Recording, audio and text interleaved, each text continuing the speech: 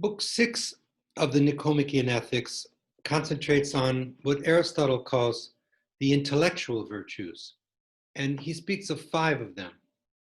So I'd like to go over them one by one with you and relate how this is connected to human nature, according to Aristotle.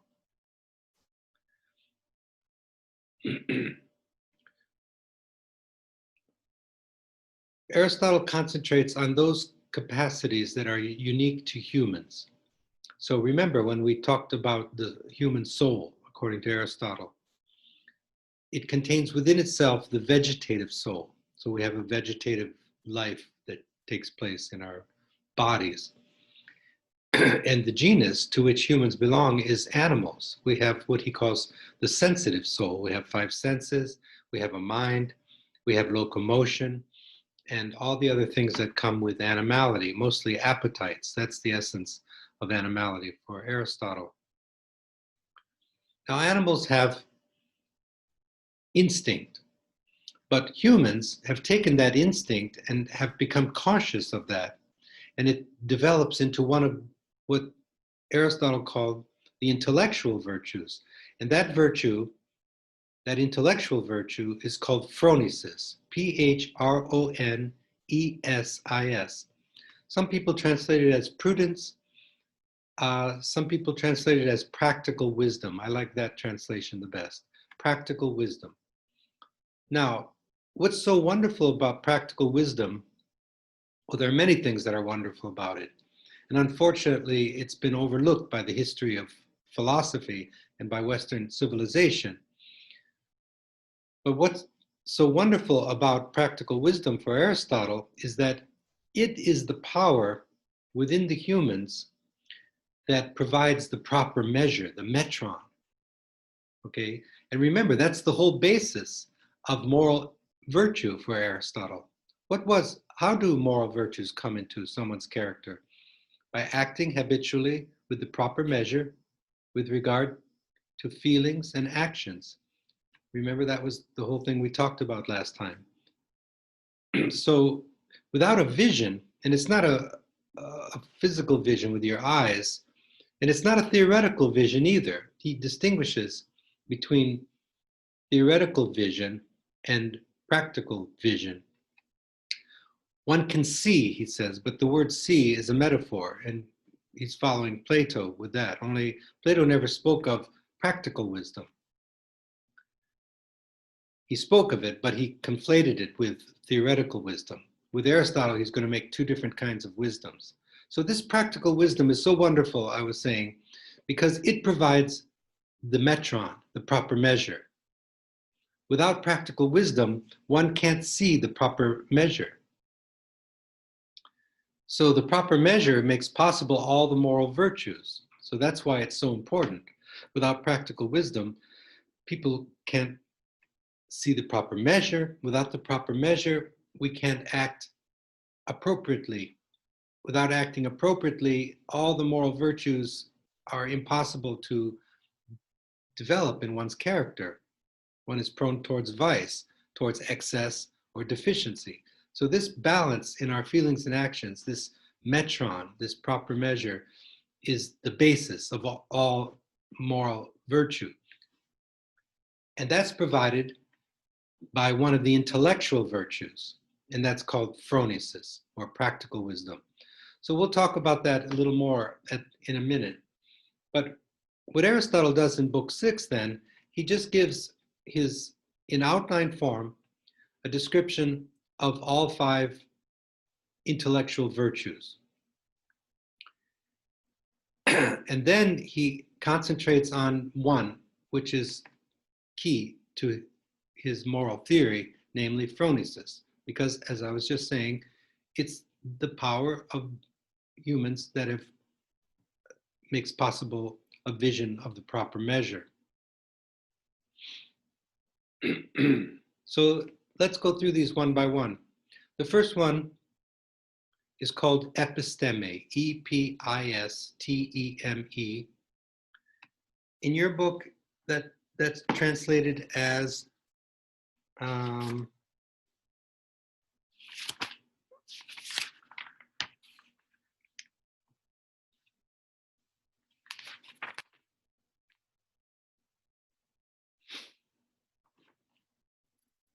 Trying to find the translation so that we're on the same page here.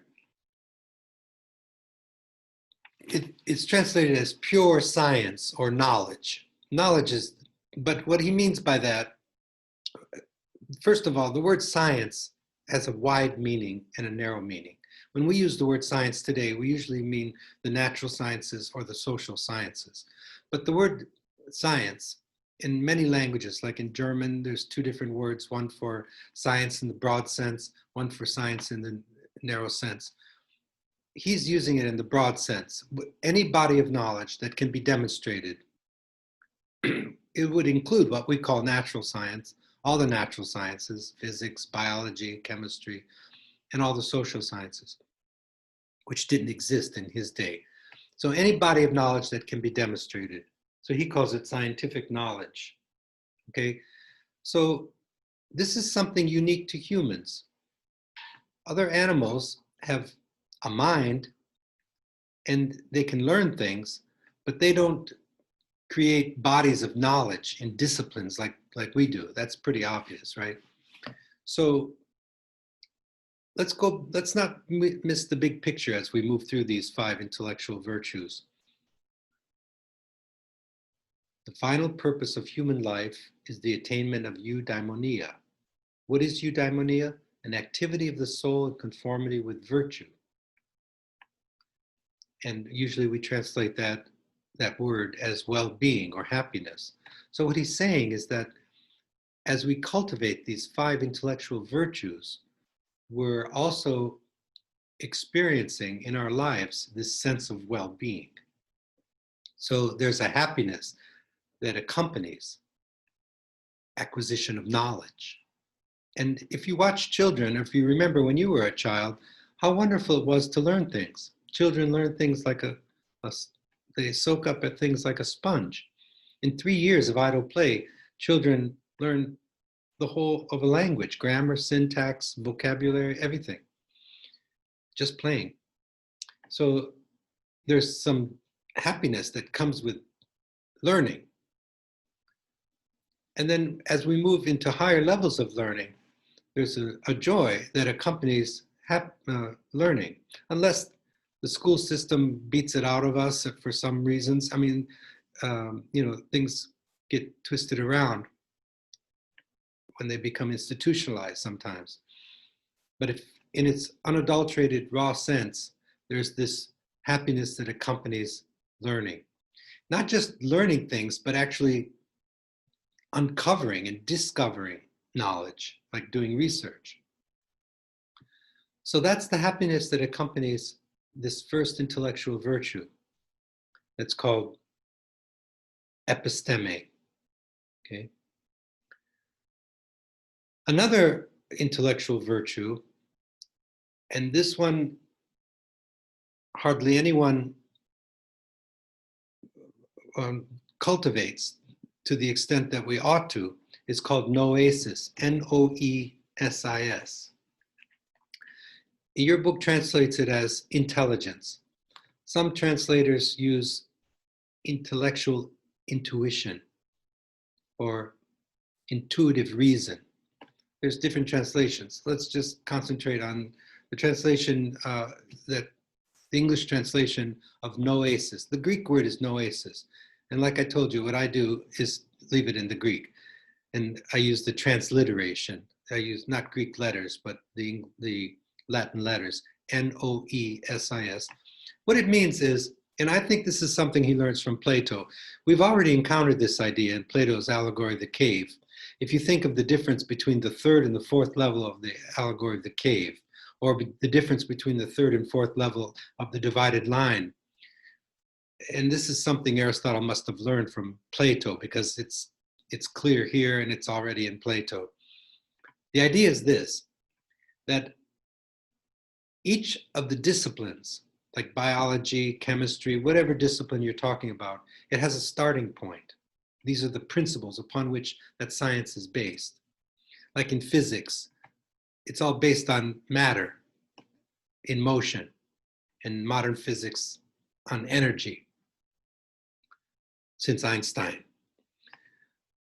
So what is matter? Well, as soon as you ask that question, you're moving out of physics and into metaphysics. And if you ask, what is history? You're moving out of history into the philosophy of history. If you ask, what does it mean to be human, like our course, you're moving out of anthropology and you're moving into the philosophy of human nature, or what came to be called philosophical anthropology. If you ask, what is life? You're moving out of biology and into the philosophy of life. These are all disciplines of philosophy. And what he's saying is that each body of knowledge has a starting points. These are the principles upon which that body of knowledge is based. Like in education, the question, what is education? That's not part of our study of education, or if it is, it's not central. That's part of the philosophy of education. So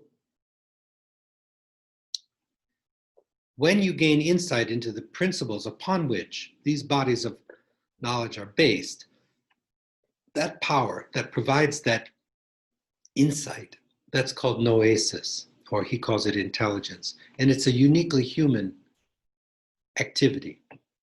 The other animals don't do that we know of. I mean,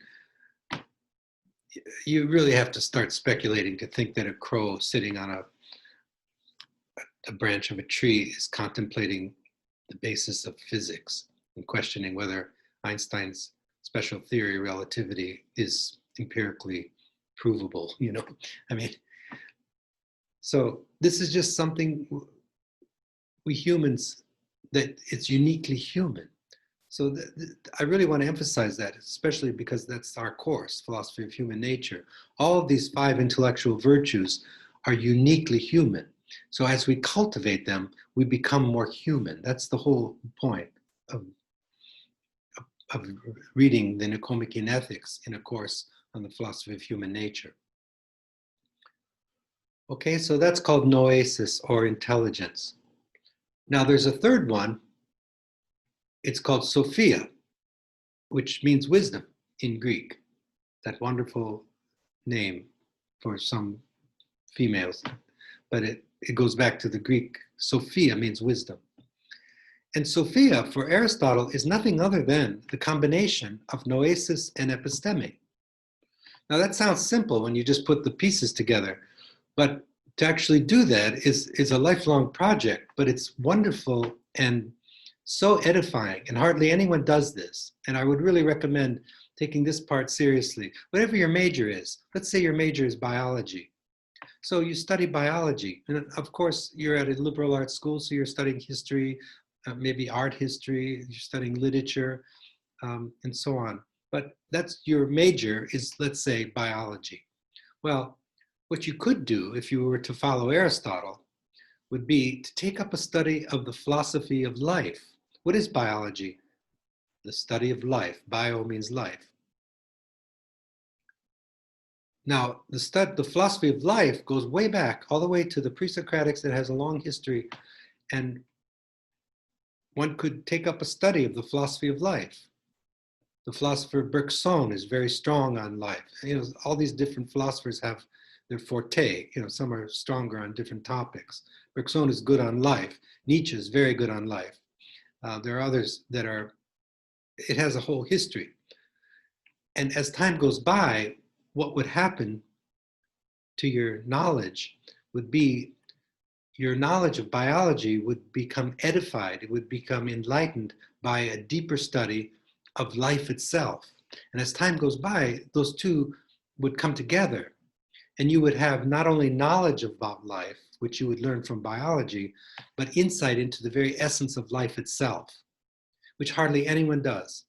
And if you do that, it gives you a tremendous advantage. Not that it's a competition, but you would start doing research. You would be opening up new vistas of seeing life in ways that people couldn't imagine.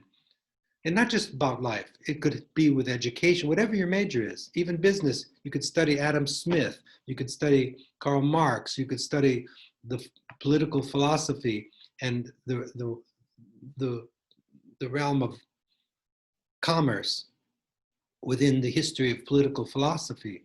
It would give you a tremendous understanding. When someone talked about trickle-down economics, you would be able to critically respond to that and have some kind of intelligent response to whether or not there is such a thing as trickle-down economics and so on. So this could be done with any discipline. So I take this, I take these ideas seriously, or I wouldn't be doing this all my life. Sophia is nothing other than the combination of knowledge and insight into the basis of that body of knowledge, whatever it is. That's called Sophia. And it's, now, those three, episteme, that is scientific knowledge, noesis, your book translates it as intelligence, or Sophia, which is just the combination of the first two. Those are rooted in the contemplative part. Remember when we talked about the book on the soul and the 13th section of book 1 of the Nicomachean Ethics, when we talked about the psychological foundations of the moral and intellectual virtues. The rational part of the human soul is divided into two parts, we said. One is the contemplative part. The other part is called the deliberative part. Those three intellectual virtues that I just talked about, those are rooted in the contemplative part of reason for Aristotle. And what was unique about that is just knowledge for its own sake. Erase the word just because it makes it sound like it's less than. For Aristotle, this is higher, this is the highest. There's something pure about knowledge for its own sake. And the happiness that accompanies that is the highest happiness, Aristotle thinks. That's why he said in book 1, the contemplative life is the best kind of life, because the happiness that comes with contemplation is the greatest happiness. It's because intelligence is the best part of a human being. And so the activity of the intelligence would be the highest activity. And also intelligence reveals the greatest truth. And so the revelation of the highest truth would be the greatest happiness. And if it's anything that comes close to divinity, it's our intelligence, Aristotle thought. So these are reasons why these three intellectual virtues bring with it this achievement of the final purpose of human life, which is happiness. So one should live contemplatively, one should live philosophically. But he doesn't downplay activity. In fact, more so than Plato, he wants us to engage in action, because think about it, it's an activity of the soul in conformity with virtue. So Aristotle is very much a philosopher who believes that human beings are naturally social. In another place in his Politics, he defined the human being as a political animal. In other places, he says we're rational animals. In another place in the Poetics, he says we're the imitative animal, that we make art. So he has like 3 different definitions, but the one that's become most influential is the rational animal part. But humans are institution building animals too. So we make institutions, so we're political animals, and we make art. Okay, so those are the 3 intellectual virtues that are rooted in the contemplative part of the human soul. Now, the next one is called phronesis. Let's skip over that for a moment, and I'll end this short talk on the intellectual virtues on phronesis. Let's skip to techne. Techne is art or applied science. The Greeks had one word for art and craft, and it was techne. That's the root of our word technology and technique and so on.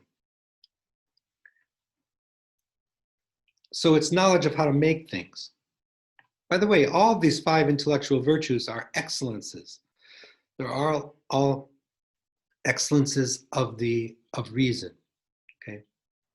So there's a happiness, and everyone can testify to this, that accompanies making things, right? I mean, that's why art class is so much fun. And when you make something, there's a joy that accompanies that. some of the philosophers during the Renaissance believed that God is making the world. So when we make things, we're acting in the image of God. That's a great idea from the Renaissance. Aristotle doesn't say that, but he does say that this activity in conformity with techne is accompanied by happiness. So there's a happiness in making things. Everyone knows that. Art or craft. I make a distinction between art and craft. I'll just throw this in. With craft, you know the outcome before you make it. With art, there's an unfolding that has a kind of life of its own. And the people who exploited that the most were the abstract expressionists, who let the artwork. But anybody who's improvising in music or making art knows they have to be open to how things may unfold. And that's the fun part, because the artwork itself, as it's unfolding, is telling you which way to move. Sometimes I used to just make a sentence in writing and then just see where that sentence leads. What does that sentence tell me the next sentence should be? And sometimes I'd come up with a good paragraph that way. So with art, there's this kind of free unfolding. With craft, you're following this outline, this blueprint, and you know exactly how it should be when it's finished. But that's a later distinction by a great philosopher called Collingwood. It stuck with me over the years.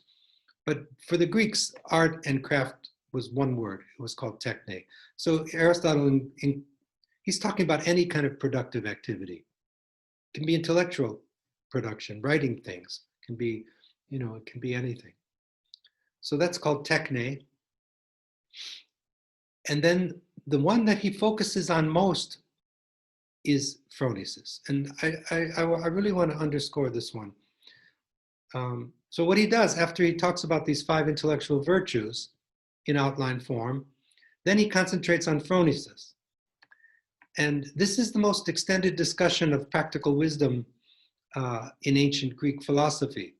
Like I said, the history of practical wisdom is yet to be written. If someone were to do it in the Western civilization, they would go back to Homer. And Odysseus from Homer's Odyssey is an imaginative universal that represents practical wisdom. See, that if you go back to Homer, then you're going before philosophy. Homer came before philosophy. And then you could trace it all the way through to modern times. What happened was, I don't want to go off in big digression on this, but I can't help myself for saying this. What happened during the Enlightenment, what took the place of practical wisdom? By Enlightenment, I mean 17th century, 18th century, and then we're children of the Enlightenment now, we people living in the 21st century. What happened was techniques and procedures took the place of practical wisdom. And so practical wisdom went by the wayside and began to dissolve.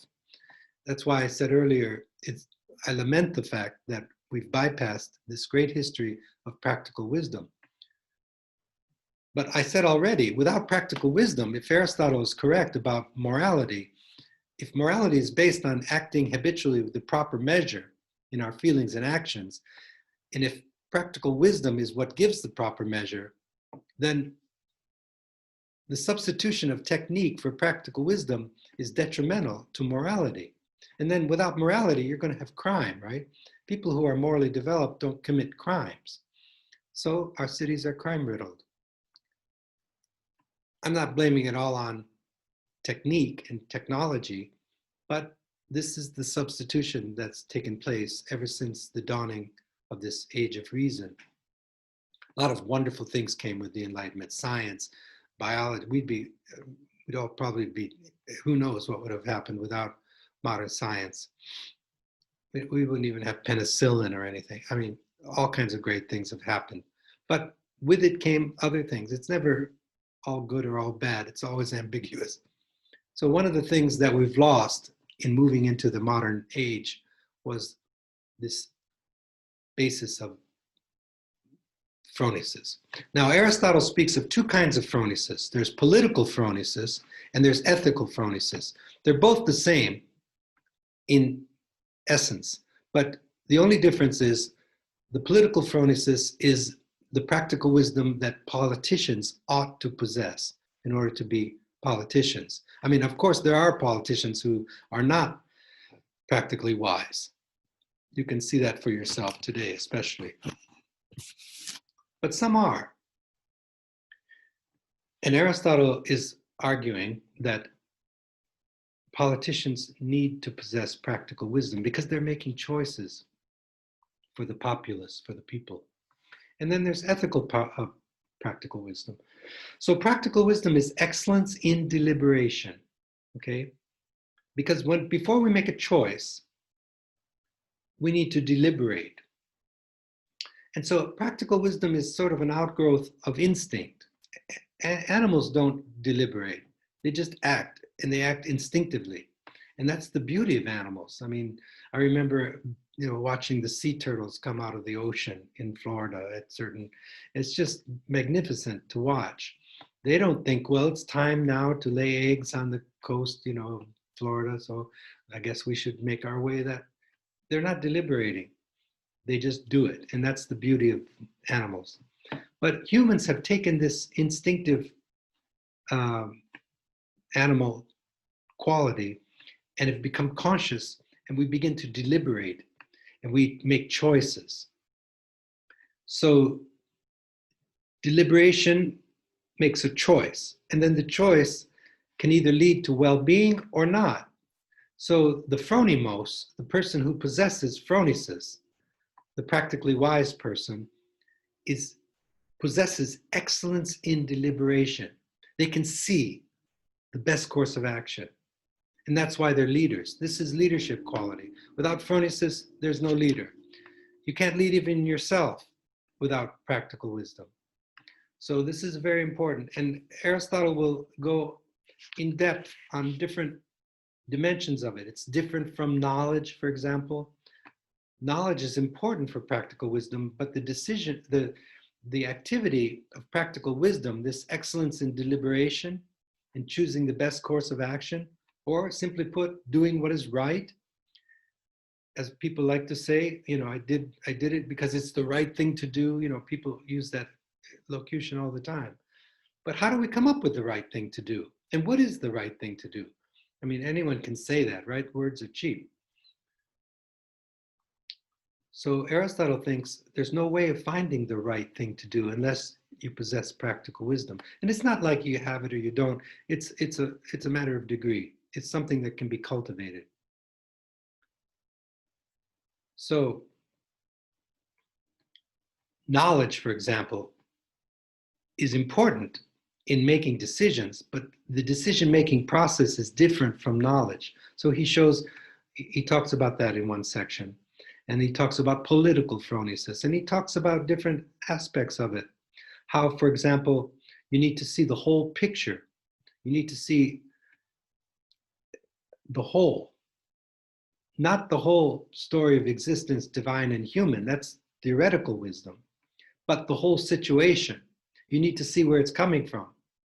Like if someone were to make a decision about how to behave in the Middle East, for example, one needs to see the origin of that conflict between Palestine and Israel and read maybe 5 key books by people who know what they're talking about and talk it over with people who know about international relations between Palestine and Israel and see the origin of that problem.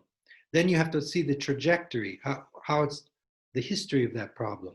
Then we have to see how it is now, assess the whole situation, not just with Israel and Palestine, but any situation, to see the whole situation.